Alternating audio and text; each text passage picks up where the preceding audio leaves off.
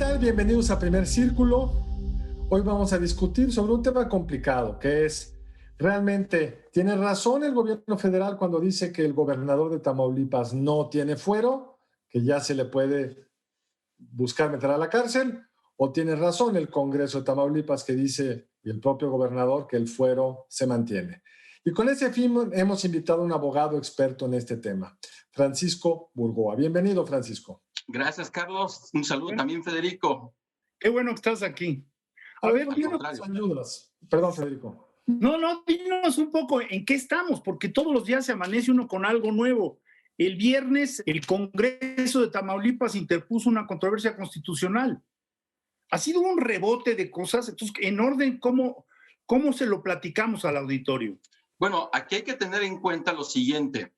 La Fiscalía General de la República inició unas carpetas de investigación por 3 delitos al gobernador. Esos delitos que tienen que ver con delincuencia organizada, con operaciones con recursos de procedencia ilícita y también por defraudación fiscal equiparada. Con esos 3 delitos, en febrero, la FGR le solicita a la Cámara de Diputados que le pueda retirar esta inmunidad procesal, lo que coloquialmente conocemos como el fuero.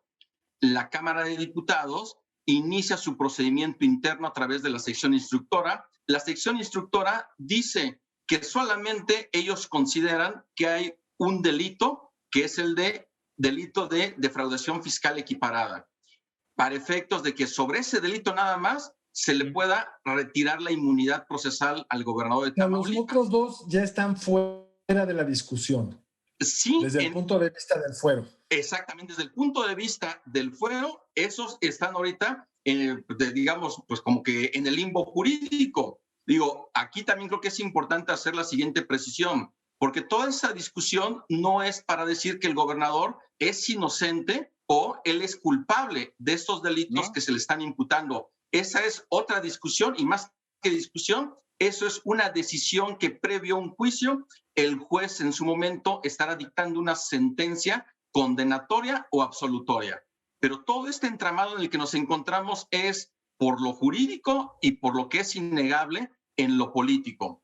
Cuando la sección instructora solamente le retira esta protección al gobernador por el delito de defraudación fiscal equiparada, en términos del 5º párrafo del artículo 111 de la Constitución, le comunica al Congreso de Tamaulipas para que decida lo que corresponda, porque así lo dice el 5º párrafo de la Constitución.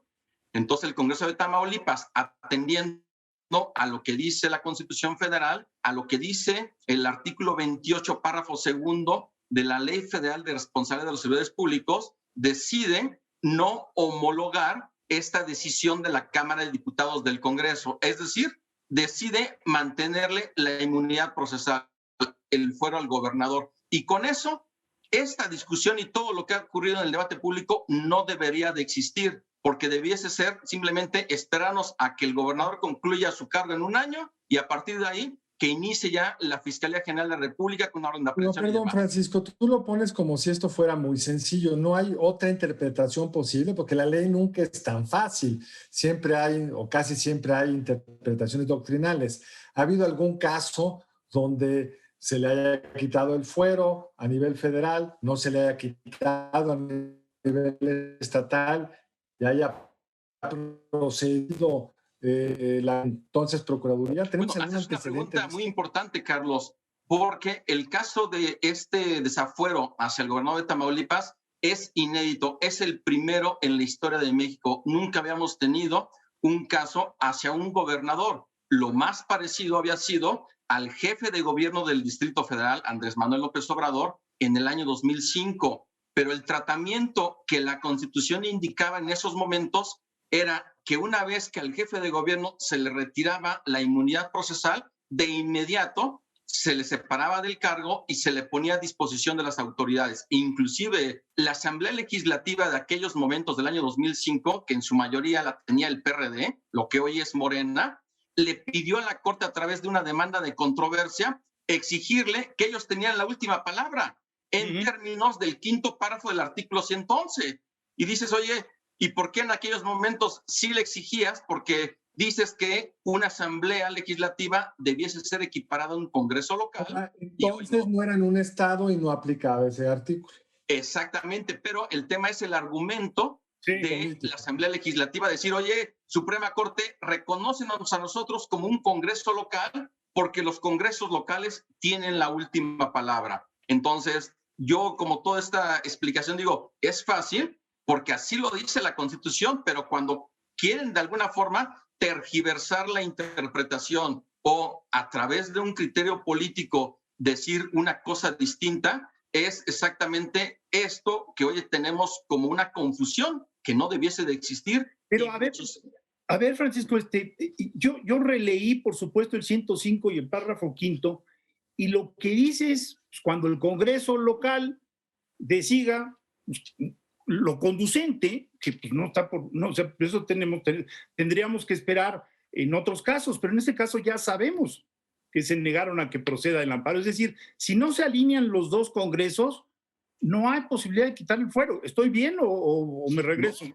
Digo, es correcto, porque así lo dice el artículo 111, quinto párrafo de la Constitución, pero además, si vamos al diario de los debates para conocer los argumentos del legislador sobre ese quinto párrafo, queda perfectamente claro que el Senado de la República en su momento decidió mantener esta facultad declarativa de la Cámara de Diputados del Congreso en términos de un respeto a la autonomía de los congresos locales y del propio federalismo.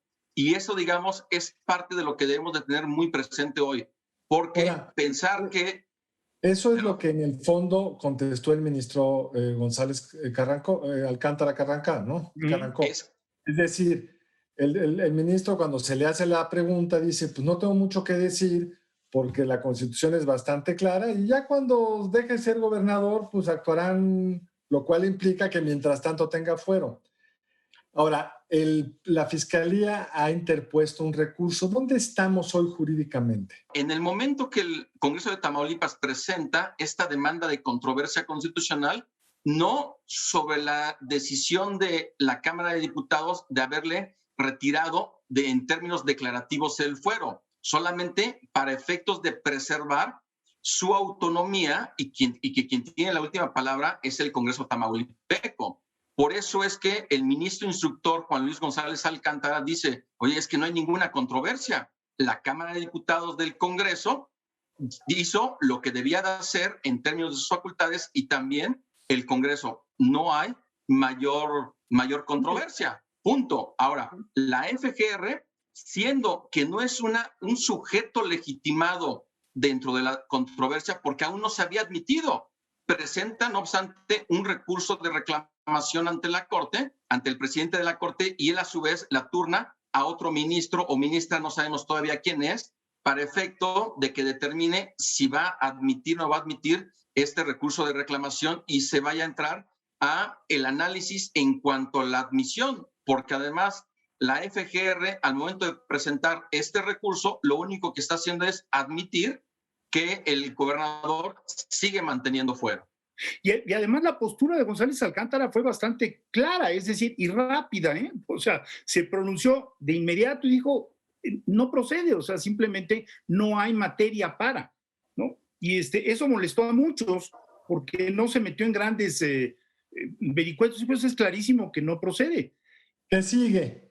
Bueno, tendríamos que esperarnos para saber en qué momento ya queda totalmente concluida esta demanda de controversia en cuanto a su admisión derivado de lo que presentó la FGR. Eso es uno. Dos, sobre el tema de la orden de aprehensión, porque se ha afirmado que existe, pero la FGR no ha emitido ningún comunicado, una postura oficial. Ahora, ¿de dónde deriva este tema de la orden de aprehensión? Resulta que del senador Ricardo Monreal y del diputado Ignacio Mier, ¿acaso ellos se convirtieron en voceros de la FGR para decir que ya hay una orden de aprehensión? Me parece que en un respeto a la separación de funciones de los poderes y de los órganos constitucionales autónomos, ellos debieron haber guardado silencio y dejar que la FGR, si tiene orden de aprehensión, con independencia de que en mi opinión sería ilegal, porque se estaría cometiendo el delito en contra de la administración de justicia previsto en el Código Penal Federal, artículo 225, fracción 19.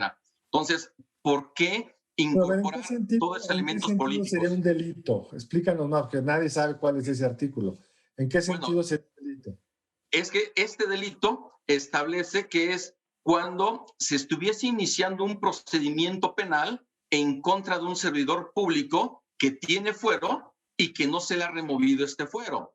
Por lo tanto, ¿no es una suerte como de protección para que hagan ilegalidades los políticos? A ver, eso yo creo que es bien importante aclarar. ¿De dónde surge el fuero? Pues el fuero era precisamente un recurso para que los legisladores se sintieran con la seguridad de que podían decir lo que quisieran y que no iban a proceder a detenerlos. Pero el otro día vimos por televisión, digo, el caso es indefendible, a un diputado que, como sabemos, drogó a un muchacho, lo violentó sexualmente, y tú ves cómo llegan los policías y lo pasaron todos los noticiarios y lo detienen. Digo, qué horror de individuo, qué horror de caso.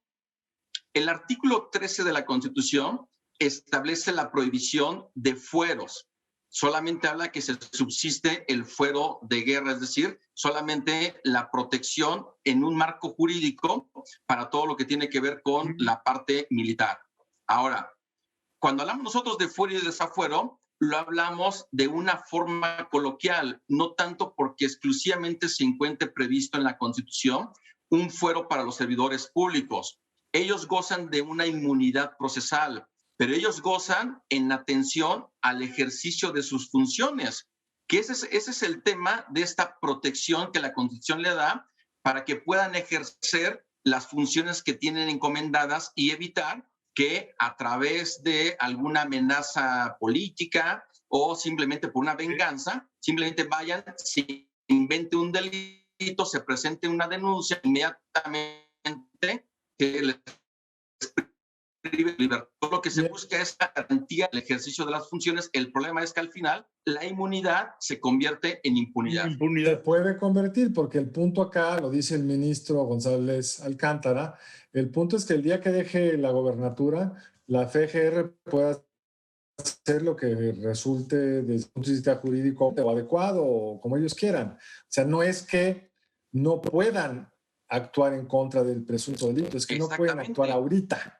En el ejercicio de sus funciones. Pero además hay que ser enfáticos. La única posibilidad de que se vaya a girar una aprehensión es por el delito de defraudación fiscal equiparada. 6,5 millones de pesos son los que indican que el gobernador el daño que le causó al fisco. Ahora, no ameritaba un desafuero. ¿Por qué no esperarnos solamente un año para que concluya su cargo y después continuar precisamente con todo este tema relacionado con el procedimiento penal? Sí, ya hay que decirlo, o sea, también pareciera extraño, ¿no? Que por 6 millones de pesos se meta la República en un lío realmente jurídico muy, muy delicado, ¿no? Porque la Fiscalía también respondió de una manera extraña, como si estuviera de acuerdo a los ritmos de la Cámara de Diputados. Entonces dice uno, bueno, autónoma o no autónoma, no sé si me explica ahí, todas son conjeturas. Pues sí, claro, todas son conjeturas, pero el hecho concreto es que se pudieron haber esperado para recuperar, en el caso de que esto se compruebe, los 6 millones de pesos